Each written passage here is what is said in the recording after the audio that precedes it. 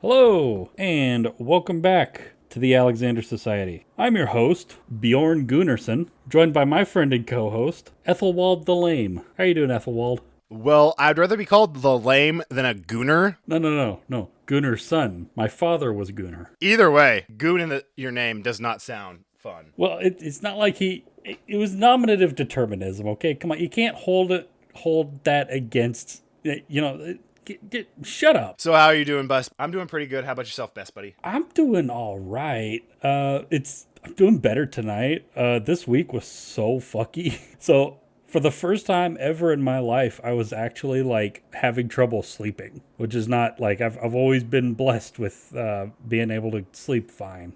That's one of the few things I've never had trouble with. You're a lucky bastard. I remember when we went to Dallas and the night before when you slept on my couch, you were out in minutes. I was like, Yeah, it's something I've always been fine at. It doesn't take me long to knock out as long as I'm actually tired. The problem is I just couldn't do it. I was averaging like three hours of sleep every night this week, and then last night it all just caught up with me. sounds like better than my sleep schedule. Yeah, it just sucks. Like, I was feeling like irritable and anxious, and get sleep, kids. Like, just sleep. You need it. It's good for you. It's fun. You don't even have to be conscious to do it. In fact, you're doing it wrong if you are conscious. That was one of the worst jokes you made on this podcast. Fuck you. Well, that seemed a bit hostile. A little disproportionate. Tim, how are you doing? We already went over this, best buddy. I'm doing pretty good. Oh yeah, you just want to get it out of the way. Yeah.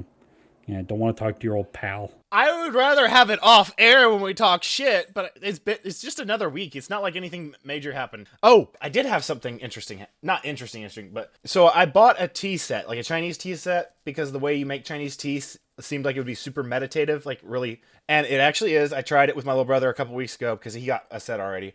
And I had ordered one for myself. And it was supposed to come in Tuesday because my little brother was staying the night because they went out to Dallas to see Nathan Apollo, a singer who got his rise on TikTok, right?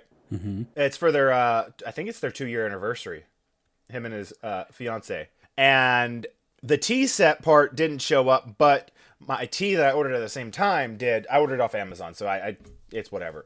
It's not like I ordered I had ordered the day before, so it's one of those things yeah, it was possible it wasn't going to show up on time. And the tea was actually pretty good because I ordered off Amazon. I wasn't expecting it to be good Chinese tea, you know? Yeah. It was actually pretty good. And then the next day my tea set gets in, so I try it, and during the first time using it, it fucking breaks. Oh my god. So the part that you actually let the tea brew in looks like a teapot, kind of. Right, yeah. And it's got the little handle thing. And it's got this little hole. Well, you kind of pinch the handle because it comes on and off. Well, I had the lid just not right on enough, and it hit that and it just broke. What the fuck, dude? And I was like, you know what? It shouldn't break that easy. I'm going to request a replacement. And they give me a replacement. It's over there on my chair to the side, and then I'm going to send back the old one. But it shouldn't have broke that easy. What if it didn't actually break that easy and you're just really strong? I mean, I wasn't using even a tenth of my I wouldn't even say a tenth. Yeah, neither does Superman. Bro, I ain't Superman. Well, not nobody's Superman. I got too much of a beer belly. But there's a lot of space between a normal person. So do all of the strong men on the planet.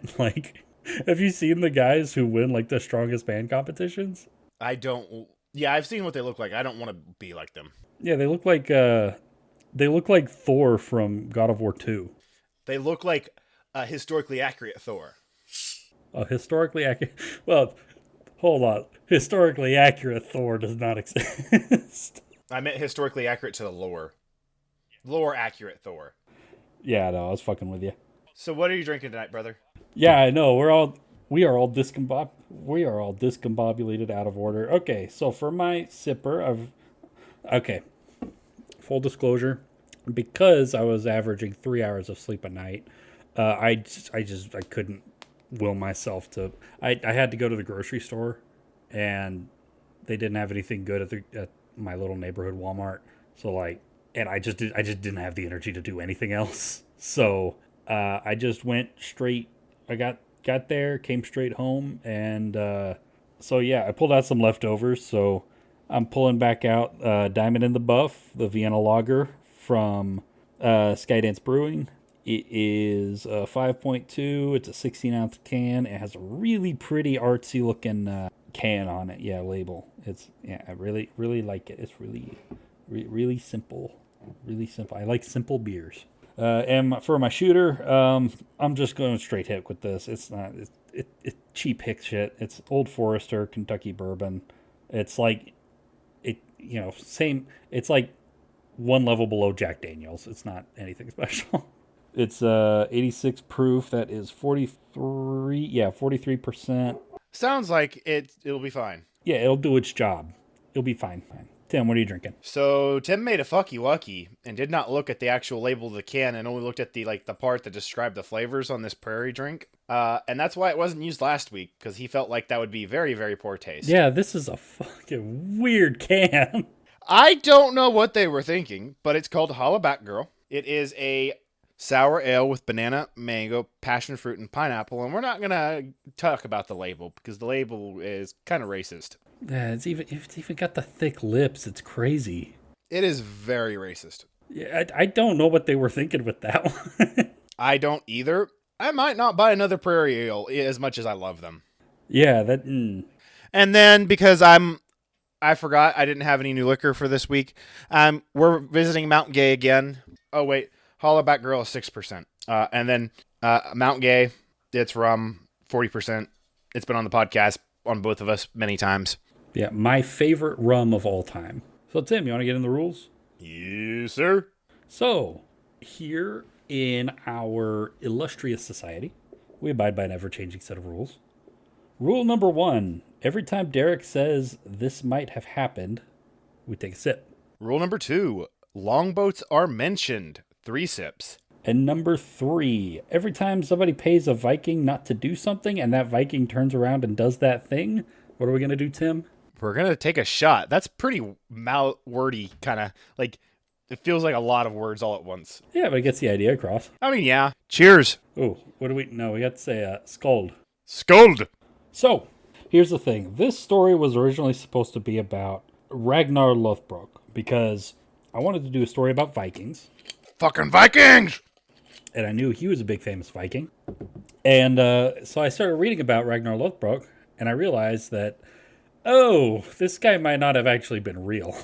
As probably a lot of Viking stories were. Yeah, that's something you find out pretty quickly reading about Vikings. It's a lot of, this might have happened. Sip. It's fair. Rules are in place after we read them. So, I read a little bit about him, read a little bit about his mythology, because all of the information that we have about him is just mythology. It's just from sagas. A lot of, history that we call Viking history actually only comes from the sagas, isn't it? A lot of it, yeah. Well, it's kind of mixed, because from the Vikings' perspective, a lot of it just comes from sagas.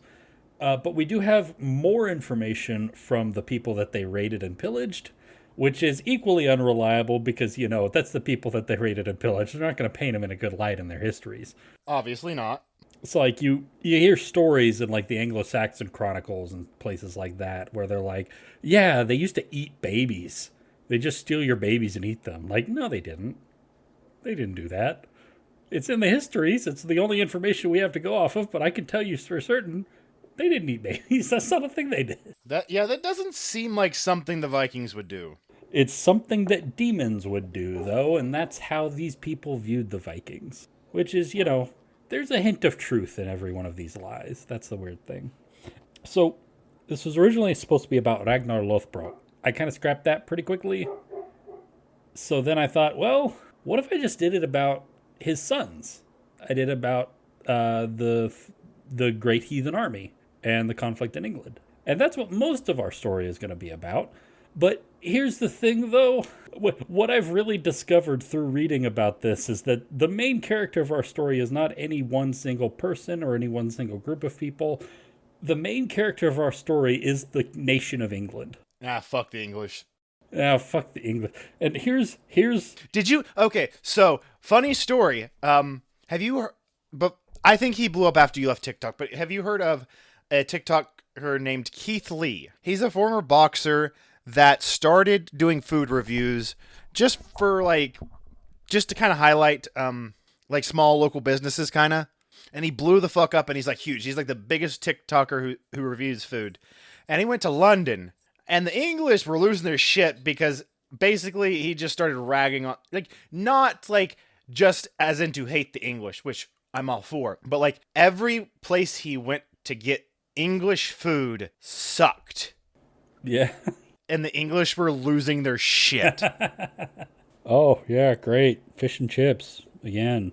Tiki marsala is something they consider English food. English breakfast, beans and toast. Here's an interesting fact. Do you know the reason why English food sucks so bad is because in the Middle Ages, the English destroyed their island's own biodiversity? What? And so, so they used to have, like, really thick, like, almost jungle-like forests across their entire island, and they cut it all down, and it destroyed most of their native plant and animal life. And now they're just left with like a few a few key species, and they don't have like enough biodiversity to be able to like produce like a variety of different flavors in their like native palate.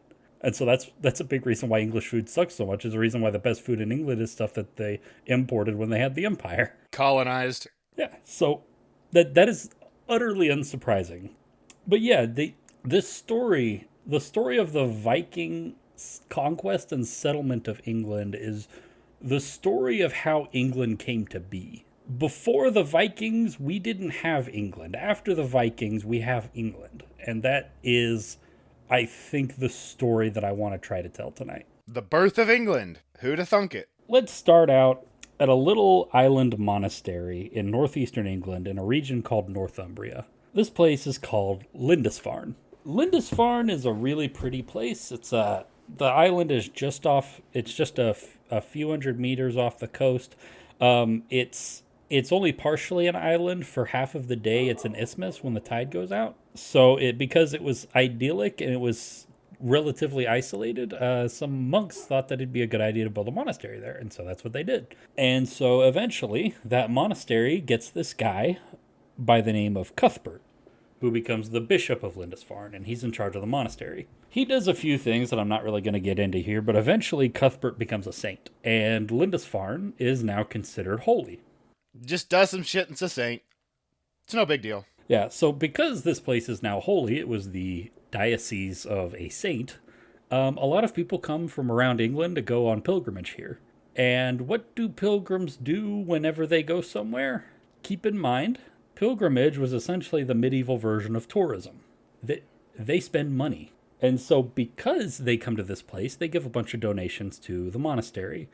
And so the monks just have this huge influx of gold and silver and gems and treasures and things like that they just kind of, because they're monks, they don't have anything to really do with it, and so they just kind of keep it around. They find new, like, they'll set aside some old bunk rooms to just stuff full of like all of this valuable wealth. And so as a result, Lindisfarne became famous for one of the most famous like pilgrimage spots in England, and it also became famous for having a lot of money just laying around.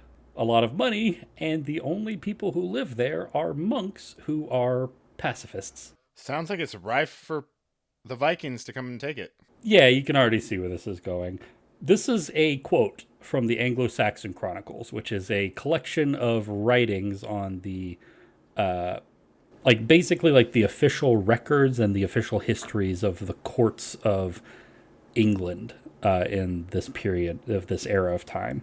In this year, fierce foreboding omens came over the land of the Northumbrians, and the wretched people shook. There were excessive whirlwinds, lightning, and fiery dragons were seen flying in the sky. These signs were followed by great famine, and a little after those, that same year on the 6 Ides of January, the ravaging of wretched heathen men destroyed God's church at Lindisfarne. That sounds like something that might have happened. Oh, no, hold on. Lindisfarne did definitely burn to the ground because of Vikings. That is definitely something that happened. We have a lot of archaeological evidence for that. And we have a lot of eyewitness reports. That definitely happened. The thing about the dragons, probably not. Fair enough. Yeah. So Lindisfarne was attacked in the year 793. these Danish men on longboats came along, and they had heard stories about the magnificent wealth of Lindisfarne, and had heard that it was only defended by a bunch of scholars and religious men. And so they figured, like, hell yeah, it's a good way to get rich.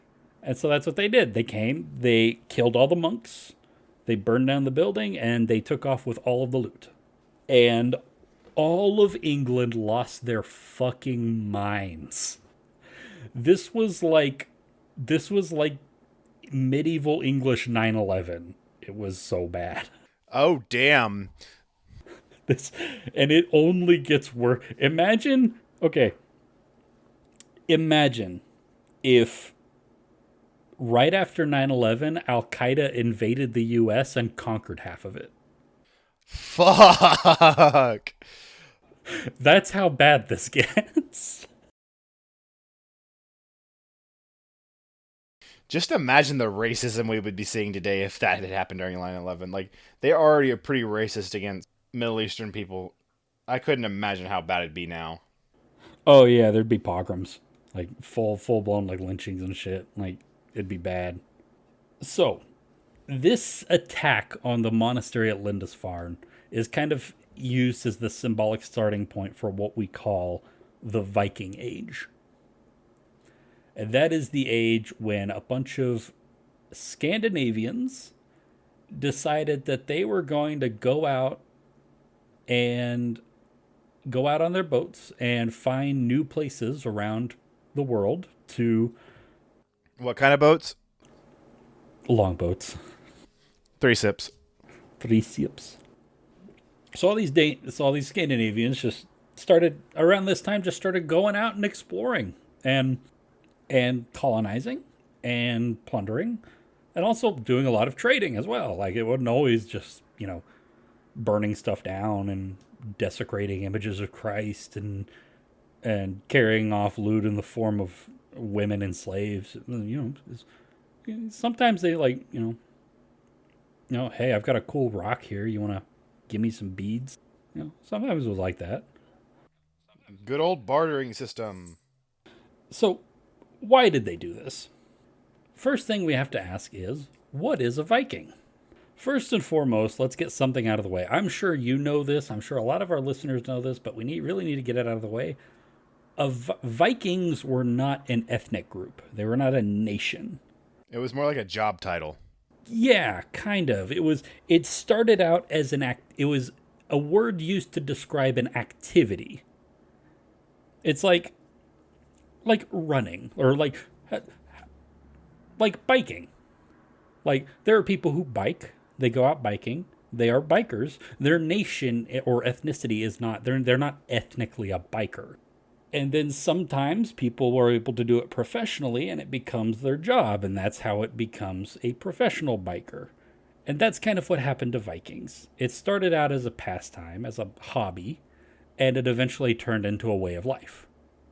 So the Vikings were like a distinct, like, cultural group, in the same way that like a hobby or a profession has like distinct cultural features. If that makes sense. I don't know if I'm explaining myself very well. Yeah. It makes sense to me. So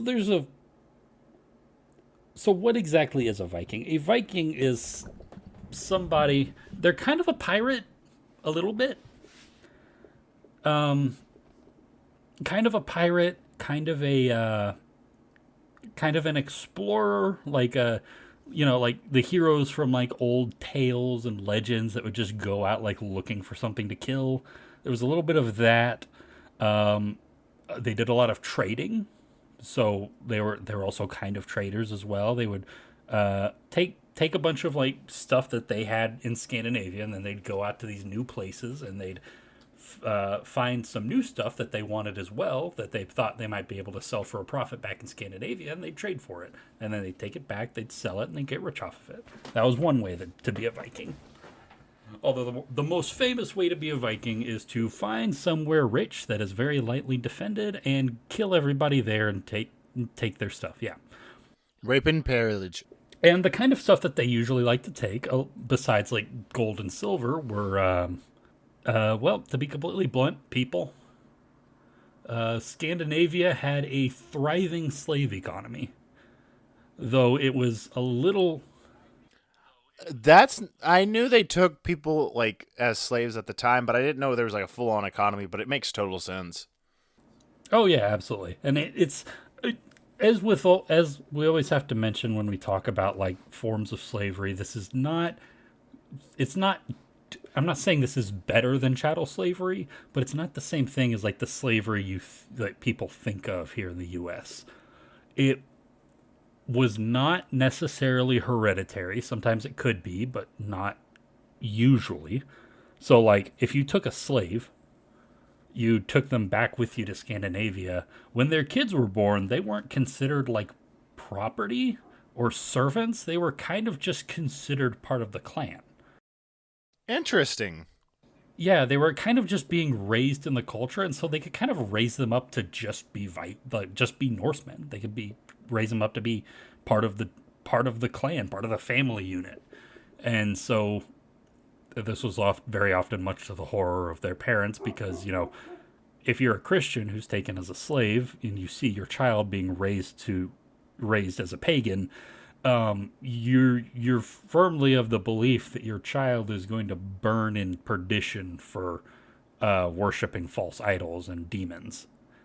So like, so it is a bit. I imagine it was probably there's a lot of heartache going on with that. So there were a few reasons that Vikings would go out doing the things that they did. One of those reasons was climate change. So Scandinavia during this time, this period of history saw a really it was in our terms it was pretty long term, but in terms of like the history of the planet Earth, it was a pretty rapid like drop in average temperatures that really fucked with the it really fucked with the like the agricultural ability of especially like northern countries like in Scandinavia. Their agriculture really suffered in those few hundred years. Damn. Yeah, it was pretty gnarly. Like all of a sudden, like um you have paleontological and like archaeological records of like thriving farmsteads as far north as like if you look at a map of Sweden, like halfway up, like Sweden, Norway, you see like thriving farms, and then and like gradually over a few hundred years between like the 200s to like 1000 AD, you see they disappear like further and further south. They just start to disappear because it gets too cold for them to grow anything. Jesus. And that process had started all the way back during like the Roman Empire, and that's a big reason why you saw so many of those Germanic tribes migrating south into Roman lands is because they couldn't live where they had been for thousands of years before that. And so this process is still in the process of going on at this point. And so there's a lot of people that are like you're suffering like like famines more often. It's harder to make a living off of farming. The value of food is really high, but the value of the labor for food is really deflated. And so a lot of these guys, a lot of them who are just farmers, will go and they'll join a Viking band to try and find their wealth and fortune in other places. Another reason was, of course, what I mentioned: the slave economy. You could get rich off of selling like fresh and exotic slaves in Scandinavia. That was a very common thing. Like people paid a little bit more for like, ooh, that one has dark skin. I'm gonna use that as like a showpiece in my longhouse for our like feasts. Like that was a common thing. That's seriously messed up. Yeah, yeah, it's crazy messed up. Like as cool as Vikings were, we got to keep in mind these people were fucking bastards. Like awful, horrible people. And the third thing is Scandinavia. It's kind of a stereotype, but it is true. They had a very strong, thriving warrior culture. They were people who there was no distinction between a soldier and a civilian. Even if you were just a lowly farmer, from the time you're able to hold an axe or a sword, you're training with it. And that is just expected. And so honor was a huge thing in their culture, and the desire for glory and to have tales told about you and sagas written about you and to be remembered was a very strong motivating factor. It was intimately tied to their sense of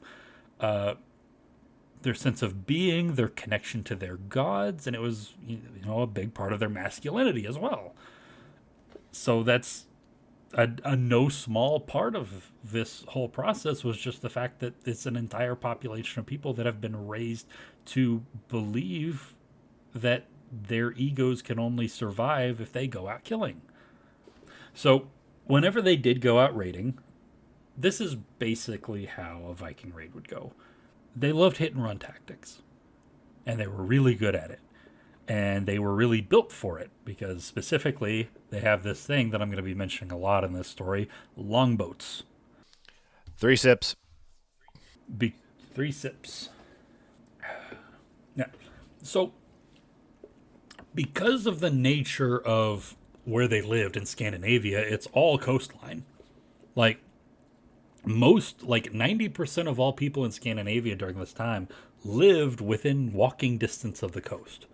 And so they became really good sailors, and they became really good at building boats that could survive in the North Sea, which is a notoriously stormy and violent area to sail through. It's really difficult to sail through that area consistently, and they were masters of it. They were better than anybody. And the way that they did this was because they made their boats both stable and really fast. I mean, yeah. That's kind of one of the selling points when you hear about Vikings is like they really like took off because of their boating culture, however you want to put that, and they traveled a lot more than a lot of people at the time. Oh yeah, absolutely. And so what they would do when they had a raid, they'd hear word, like back in Denmark, they'd hear this story about like, yeah, there's this monastery. I'll point it out on your map, and it's just a bunch of monks there, and they got a whole shit ton of gold and silver.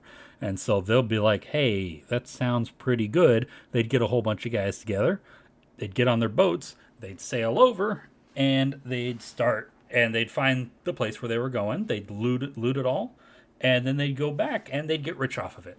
Like, it really, especially early on, it was a very high reward, low risk activity to participate in. And it just got a lot of them rich, and so that attracted more people that wanted to come and do it, and it just kept ballooning. Viking raid parties started to get bigger and bigger, until eventually you get to some stuff we're going to talk about very soon. But what they would do is they'd identify their target, they'd come up with their longboats. 3 sips. God damn it. You made the rule, brother. So, imagine this. You're a monk. You're in your monastery. And you see some ships on the horizon. And you're filled with anxiety, and you start to pray to yourself, because those ships could either be traders or they could be Vikings. And you pray that the heathen men have not come to steal all of your loot. And they come closer and closer. Within the course of like half an hour, they land their boats on the shore. They all hop out, and they are all armed and have their torches ready. And you're like, shit. They storm up the hill. They break into your monastery. They chop everybody they could find to bits. They break into your beer cellars and start drinking all of your beer. They start carrying out all of your loot and taking it back to their ships. And within a couple hours, your monastery is on fire. Most of your friends are dead, and you're now skint broke. Just that fast. And you're probably suffering from like severe PTSD for the rest of your life. So yeah, they very much valued like very rapid hit and run attacks. They liked very low risk targets. So yeah, that's what Vikings are. Let's talk about England for a second, as we get into this story a little deeper. So at this time, England was not England. Proto-England. Proto-England, yes, exactly. It was a collection of kingdoms that were made up. They were a single group, like generally an ethnic group of people called the Anglo-Saxons, who were themselves the descendants of the various Germanic tribes that invaded and settled in Roman England during the later stages of the Roman Empire.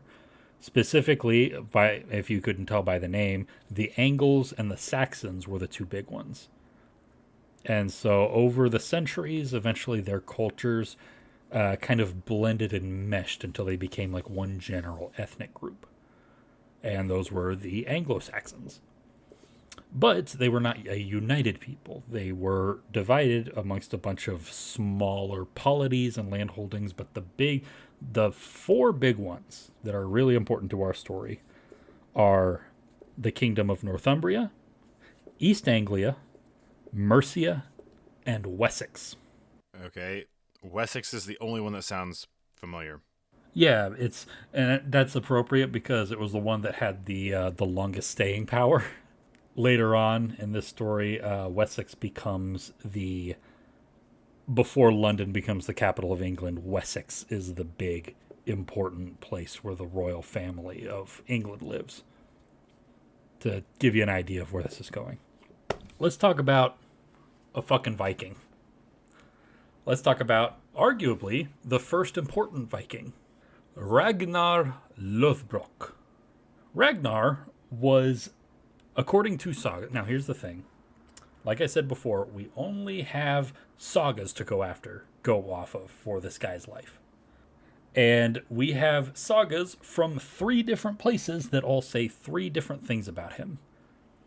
We have the Danish sagas, the Norse sagas, and the Icelandic sagas.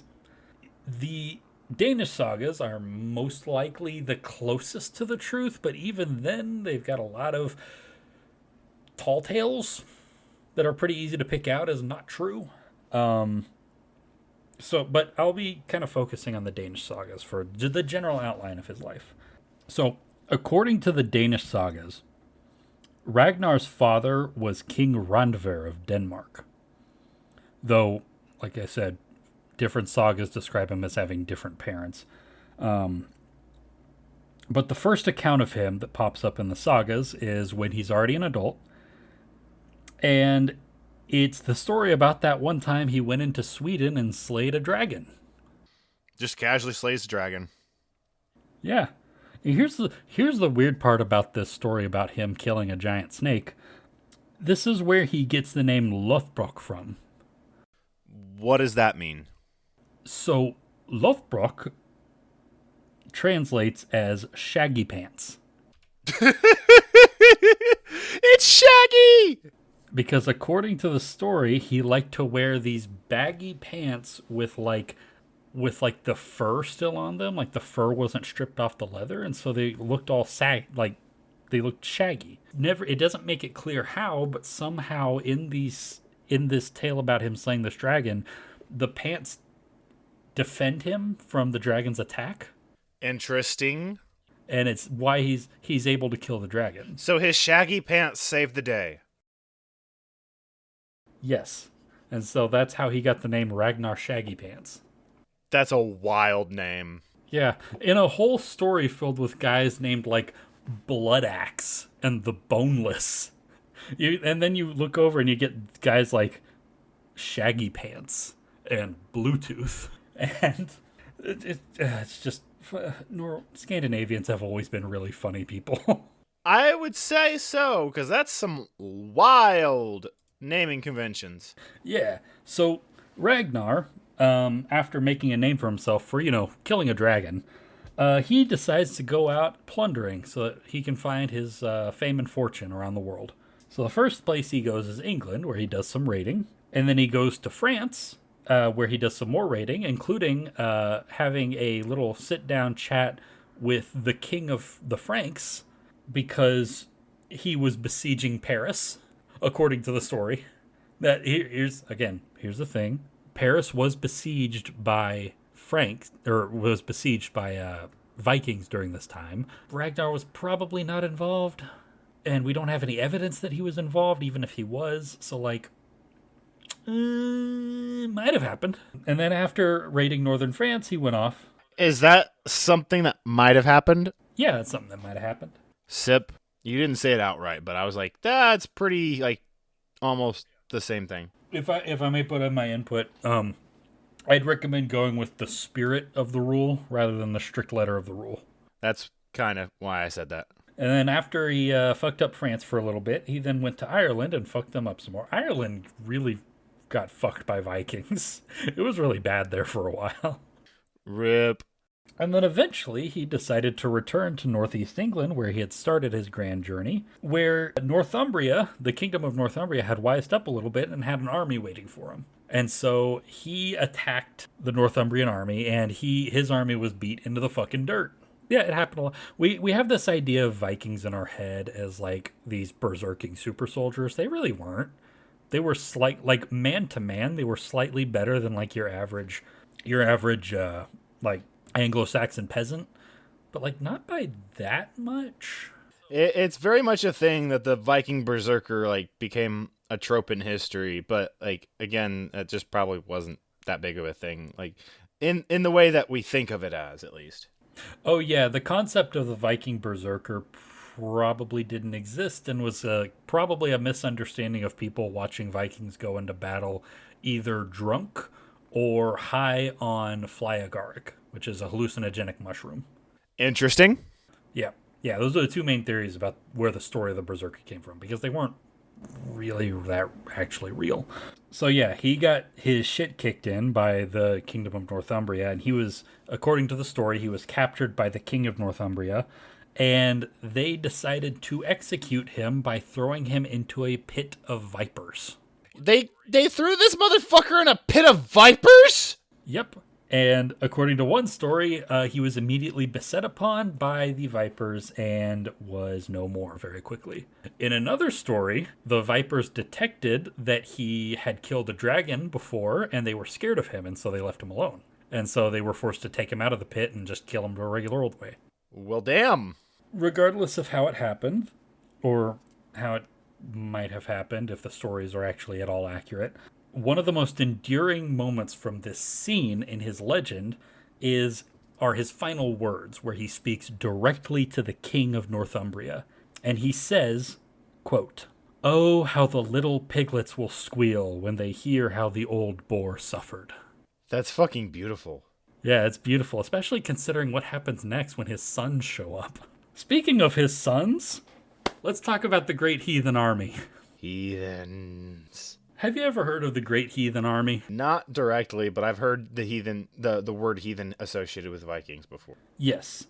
Have you ever heard the names Halfdan Ragnarsson or Ivar the Boneless?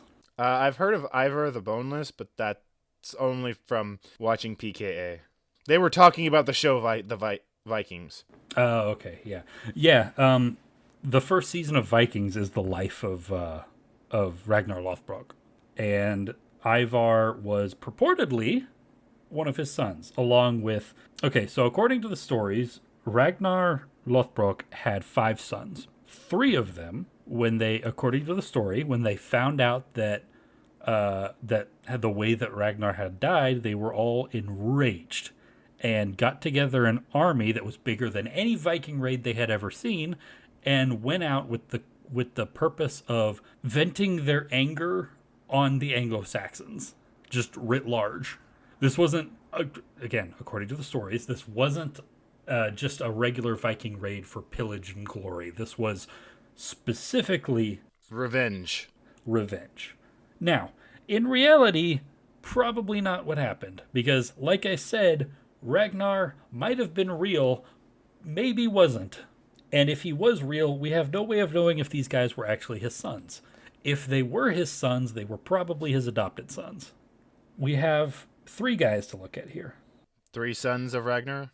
3 sons of Ragnar. 2 of them stayed behind in Scandinavia to earn their fame and fortune the old-fashioned way. But these 3 sons, Halfdan Ragnarsson, Ivar the Boneless, and Ubba. Don't get attached to Ubba. He dies very quickly. But yes, they get together something crazy, like 300 longboats. which each Three sips. Yep. Something to keep in mind is that a lot of these longboats, not all of them were made the same. Some of them, like you see in the Vikings show, are like, they can hold like 20, 30 guys. I've never actually watched the Vikings show. Yeah, me neither. I've seen clips though. But the kind of image that a lot of people have for longboats are specifically dragon boats. And that was a specific type of longboat, which were the fastest ones, the most maneuverable ones, and they were the ones that were usually used for raids. They were not the ones that were used to transport guys across the ocean. The longboats that they used to transport guys could hold like 100. Like, they were big.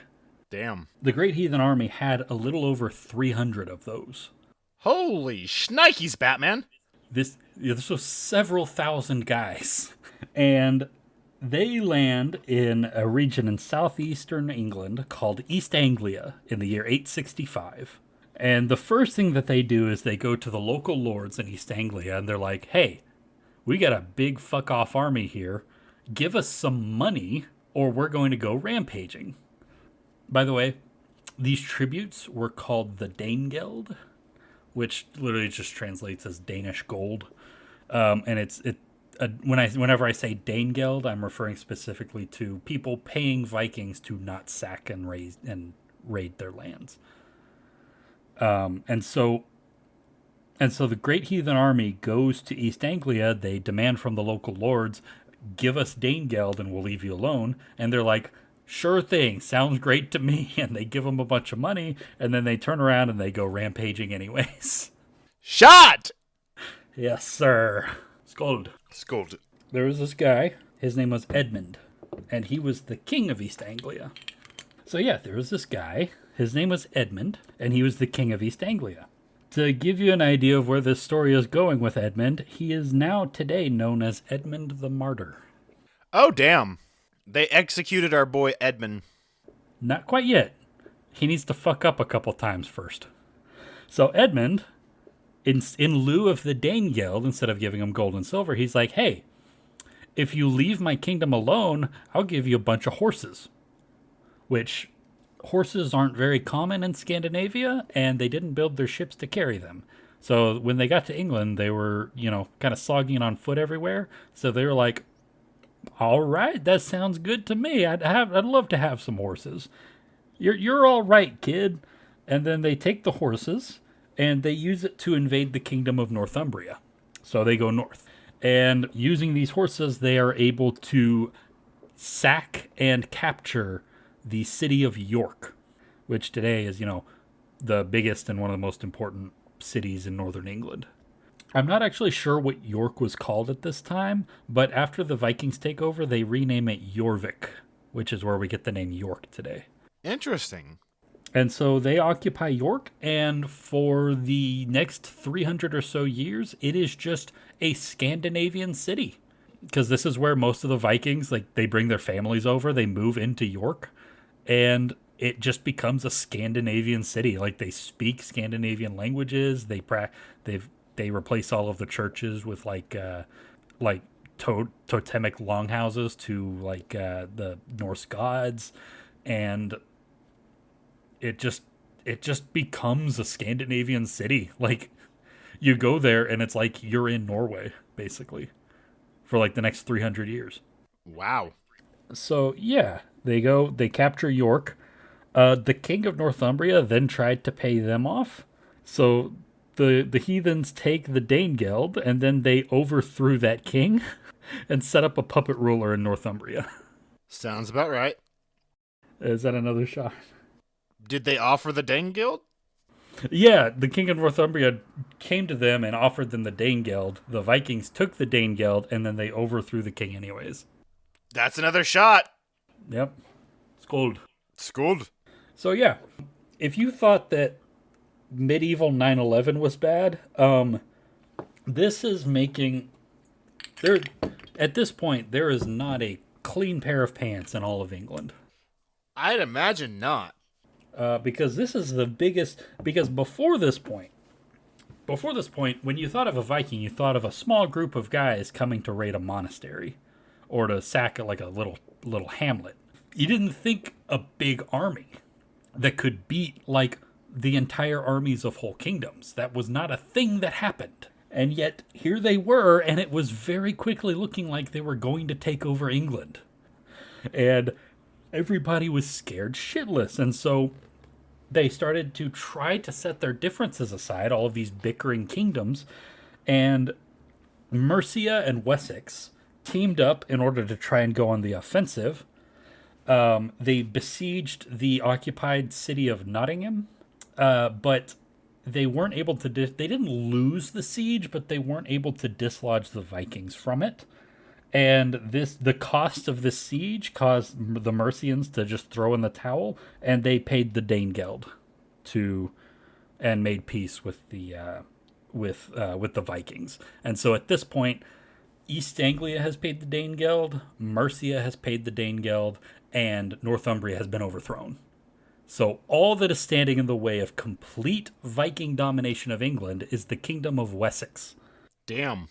And also, after this, the Great Heathen Army, they go back to East Anglia, and then the king of East Anglia, Edmund, he tries to attack the Great Heathen Army.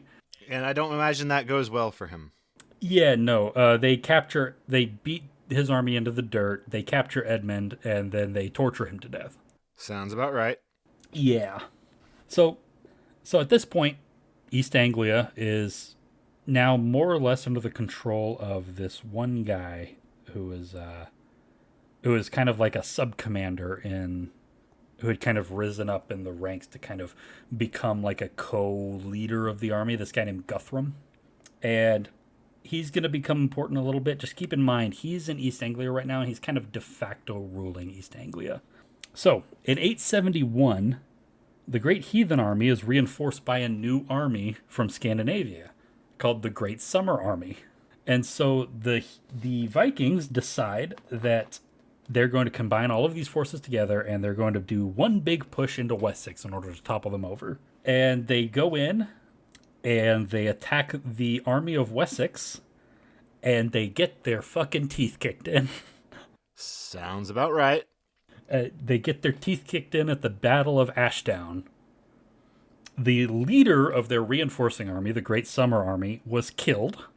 And at this battle, the Saxons were being led by the brother of the King of Wessex. The King of Wessex is this guy named Ethelred, and his brother is named Alfred. 3 months later, Ethelred dies, and Alfred, his brother, succeeds him to become King of Wessex. Let's talk about Alfred, one of the most important characters in this, arguably the most important character in this story, which is strange because it's supposed to be an episode about Vikings. Very strange. Alfred was born sometime between 847 and 849. He is the fourth oldest of his, I believe, 5 brothers. There were 5 sons. He was the fourth oldest. The 2 eldest both ruled as kings, and they both died without heirs, and that's when the third oldest, Ethelred, came to the throne. When Ethelred died, both of his sons were still minors, and so by the laws of succession within Wessex, the throne then passed to the next oldest brother, which was Alfred. Alfred is the only English monarch to this day to ever bear the title the Great. Wow! To this day, the only English the Great, Alfred the Great. And that's for a few different reasons. For one thing, he reorganized the military structure of Wessex, which at this time Wessex was, or all of the Anglo-Saxons, the way that it kind of worked was, whenever you went to war, you kind of went to your peasants. You were like, hey, time to go and fight. And they'd pick up their pitchforks, or if they were a little bit richer, they'd have some swords. They'd fight for, a spring and summer, and then come fall, it's harvest time. They have to go back to their fields. He streamlined it to improve the Thane system, which were like the professional soldiers in the court of the king, to kind of expand that and create like a more professional army corps that he could build his peasant army around, make them more disciplined. And he also streamlined like the taxation and the obligations of his noble subjects so that he could extract more levies, more recruits from their lands. And so as a result, he was able to create the largest army in England. The second thing that he did while he was king was he did a lot of funding churches, and next to that also funded education. He went on a big education drive to basically try to make the Anglo-Saxon people of Wessex smarter, because he thought if the arts and literature are thriving, more ideas are being pumped into this whole system of ours. Out of that, we get better economies, and we get better militaries, and we get better government. That was his concept. Not a bad idea. And it worked because Wessex became the central hub of political power in England until 1066. So several hundred years. Wow. The third thing, arguably the most memorable thing that people know him for, is that he kicked the Vikings in the fucking teeth. Oh, holy shit. This guy was the best Viking killer of his age, bar none. This guy loved to kill Vikings. He was so good at it. This baby can kill so many fucking Vikings. Yeah, and it was... Now, keep in mind, we're talking about the Great Heathen Army here. There were some fits and starts. But if it weren't for Alfred the Great, England today would be a Scandinavian country. Jesus Christ, that's weird to think. Could you imagine how much life would be different? Oh, yeah. So, yeah, this is who is now King of Wessex. And the Vikings have no idea what's about to hit them. So, in 874, the Vikings invaded the Kingdom of Mercia and successfully overthrew their king, and so now at this point the Vikings control about half of England. After that, they decided to press their luck again, and they raided Wessex. And this time they were able to grab Alfred, a bit. He's just ascended to the throne. He's still dealing with some internal politics because Anglo-Saxon politics was extremely cutthroat. And so he was kind of caught unawares. He gets forced out of his home at Somerset. And, actually, first they come and they invade and occupy parts of Wessex. And so Alfred, just to get them off his back for a little bit, pays the Danegeld. And Guthrum, this army led by Guthrum out of East Anglia, they do extract themselves from Wessex, but then they immediately turn around and start raiding again. Is that another shot? I'd say so. Fuck you, Jesus Christ. I was not expecting this many shots. They're coming fast. It's gold. Scold. So yeah, Guthrum comes back. He starts raiding, and the raiding gets so bad that they get close. They get close to Alfred's home in Somerset, and he and his court are forced to flee into the wilderness and start a guerrilla campaign, basically against the Vikings who are now occupying his country. And so he goes underground with his family, with the remnants of their army, fighting the Vikings wherever they can until they're able to congeal enough forces together to form a large, coherent army to be able to fight against Guthrum.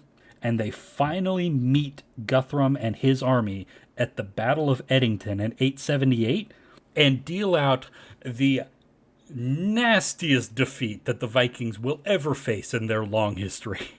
They beat Guthrum so fucking bad that he finds Christ. Holy shit! That is only a slight exaggeration. He does convert to Christianity after this battle. My man's got his ass whipped so bad he found Christ. So fucking bad he had to find... He lost faith in his gods and had to find a new one. God damn. It was horrible. It was a horrible defeat for the Vikings. I don't know if I ever want to see that actually happen in real life. Could you imagine just seeing someone, not even it being you, get their ass whipped so bad they find a whole new religion? Mm-hmm. This defeat was kind of like the last hurrah of the Great Heathen Army. This was like the last time that they were really coherent, because there was some other stuff going on behind the scenes that the Anglo-Saxons weren't really super aware of. But at this point, they've been in England for a little over a decade. Damn. And at this point, they're kind of getting sick of fighting. And they want to kind of enjoy all of this land that they've conquered. And so what they do is they start like individual guys at first just kind of start breaking off, and they find some plot of land that they want for themselves, and they take it because, regular like Anglo-Saxon law and order doesn't apply here anymore. So they just go and they take it. They become like their own small-time farmers, and eventually the Viking army just kind of starts to dwindle because there's not they're kind of just done fighting. They got what they came here for. They got land. They got places to move their families to. They can So what you're saying is the Vikings got complacent? not complacent. They just won. Like for the average Viking like soldier in the Great Heathen Army, like once they got a plot of land for themselves, they're like, okay, I'm done. That's what I came here for. Time to settle down. So like the political machinations of like Guthrum and Ivar and what oh shit, what was his name? The other, I should know this. Halfdan. Like all of those guys, they couldn't give less of a shit about those guys and like their ambitions to become the king of England or whatever. They just they were done being Vikings, and so they settled down. And so after the defeat of Guthrum at the Battle of Edington, Guthrum comes to an agreement with Alfred where he agrees to convert to Christianity in exchange for being recognized as the king of East Anglia. And it's taken, and that's how they settle. And so now the Great Heathen Army is kind of generally dispersed, but they are now permanently settled in England. And so this whole stretch of land from like northern England down the east coast becomes what is known as the Danelaw. And that literally is just an old like Anglo-Saxon way of saying it's the place where Danish law rules. There's no longer Anglo-Saxon law there. It's now Danish law. I like those old like Anglo-Saxon contractions. It's something we kind of lost when the Normans came and kind of introduced French into our language. But yeah, so from this point on, like there are still like Viking raids going on. And there will be for I didn't figure they had stopped. yeah. So like I can't remember what happens to Halfdan. I forgot to put it into the script, but like Ivar, after all of this, he kind of takes like his kind of core of loyalist guys and he just goes out and keeps doing Viking stuff. And then he eventually becomes the king of Dublin in Ireland. And then he is brutally killed by one of his political rivals and has a blood eagle done on him. Do you know what a blood eagle is? I feel like I've had it explained to me before, but I can't remember what it is at the moment. All right, I get to explain to you what a blood eagle is. So, the Vikings had this really nice form of execution that they really like to do, where they take a guy that they didn't like, and they'd tie him down to a tree with his back facing up, like a log, and they'd rip his shirt open to expose his back, and then they'd cut the skin on his back down the middle, down the spine, and then they'd peel the skin back. Well, again, he's still alive during this. And then they would dig through all of the flesh around the back of his ribs until they're able to reach in, grab his lungs, and pull the lungs through the rib cage and toss them over the guy's shoulder. Fucking hell. Yep. And then by this point, this guy will have died, if not from just blood loss or pain, then from asphyxiation, because his lungs can no longer function, not attached to the diaphragm. But after the guy is dead, they will string him up between two trees, and they will pin ropes to the flaps of skin on his back to basically like splay out to his sides to look like wings. That is gnarly. That is gnarly, and that was shockingly common during this era. This is where the Danelaw comes from, and this is the half of England that is ruled by Danes. And almost immediately, all of these former Vikings start fucking Anglo-Saxon women. That's one way to put it, but okay. And eventually, some of them fuck good enough that they get married. And they start pumping out kids. And these kids are half Anglo-Saxon and half Dane.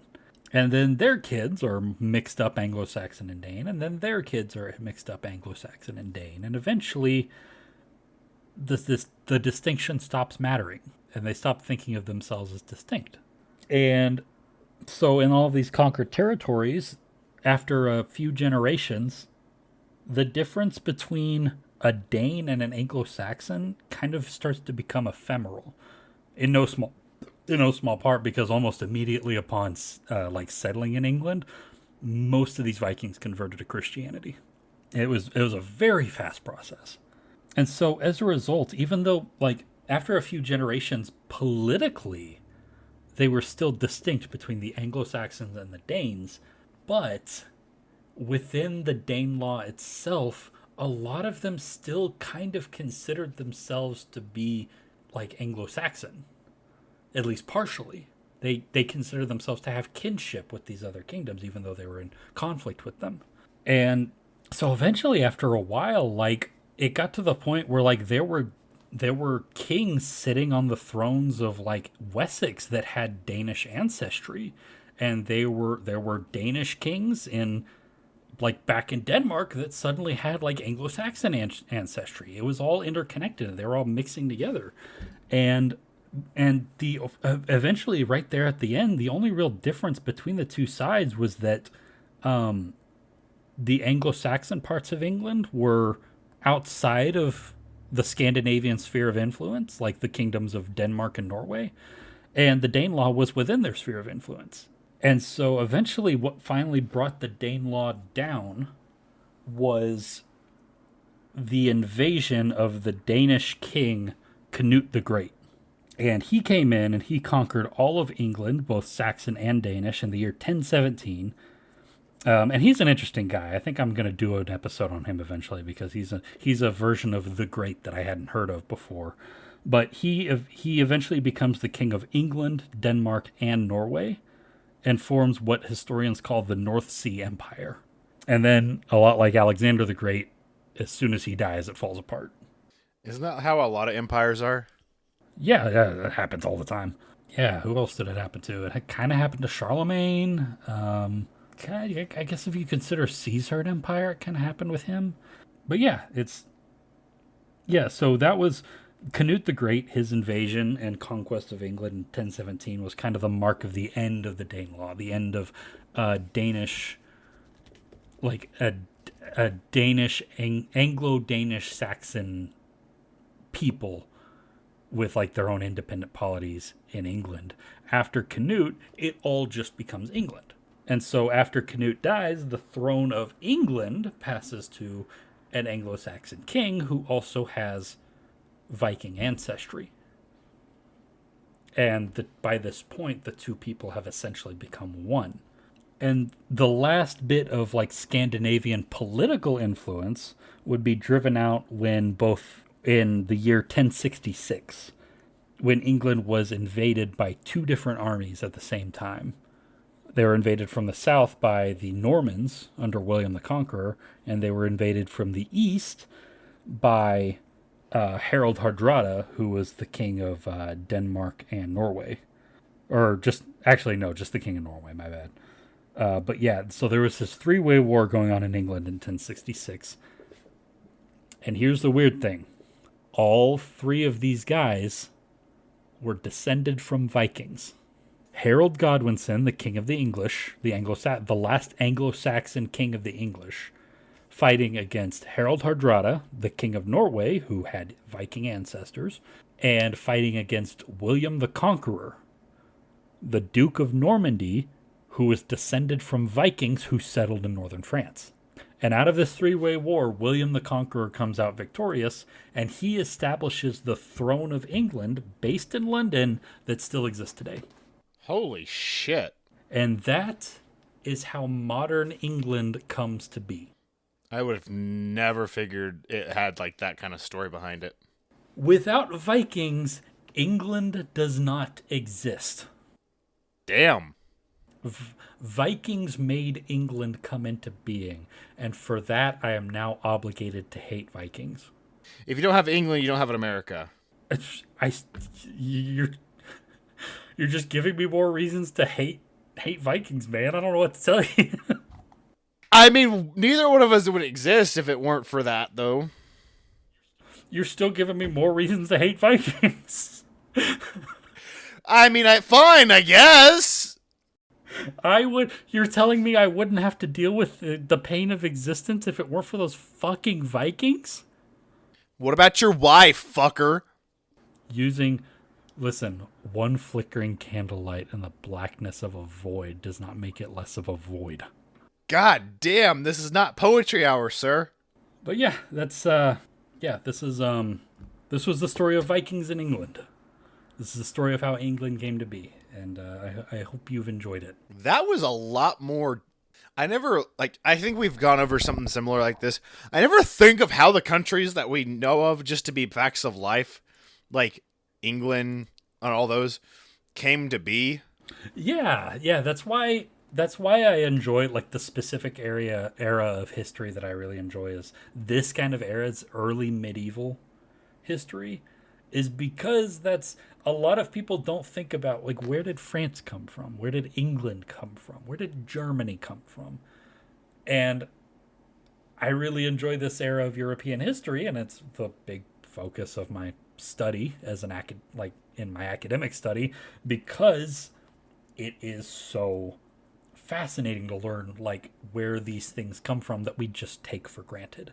That's something that I think that's what I really love about history so much, is I like to take things that I've never really thought about before, take things that just exist in my life that I know about and that I accept, and question myself and ask myself, where did that come from? Why does that exist? And in this case, England exists because of Vikings. Danged old Vikings. Danged old Vikings. Perhaps we're getting closer to the root of evil in the human heart. Maybe it lies in Scandinavia. I don't know. That's a bit of a stretch. Oh, they're so happy. And it's also IKEA meatballs. Like, how can evil make that? Maybe you have to have an entire race be so evil before they can revert to goodness. Anyways, Tim, what are your thoughts? What are you thinking? Vikings are cool, but also fuck Vikings because, England. I like how that's the big thesis of this episode is, man, I really liked Vikings before, but then I found out they were responsible for England existing, and now I hate them. I don't necessarily hate them, and just like, that's a black spark on their history. What about your sources, Derek? Oh, I should have written it down. Hold on, I got it right here. The main source that I used is a book called Vikings in England by Billy Wellman. It's just a nice condensed history of the Viking experience in England and how England came to be as a result. I really enjoyed it. It's a little simple. It's not super academic. It's a little simple, but really nice primer. Really nice for getting you into the topic. So what you're saying is they are talking on my level. Yes, absolutely. So where can the audience find you if they want to get a hold of you, Derek? They can find me on Blue Sky at Visigoth. The O is a 0. Be warned, I'm doing a lot of Trench Crusade posting on there right now because holy fuck, am I having a lot of fun playing Trench Crusade. And they can find me on Blue Sky at Tim, a.k.a. Otis, and they can find the podcast at the Alexander Society Pod on Facebook and Instagram, Alex Society Pod on Blue Sky, and then Alexander Society on TikTok. If they've enjoyed what they've listened to, they can give us a rate and review on their streaming platform of choice, and we'll see them next time. Bye.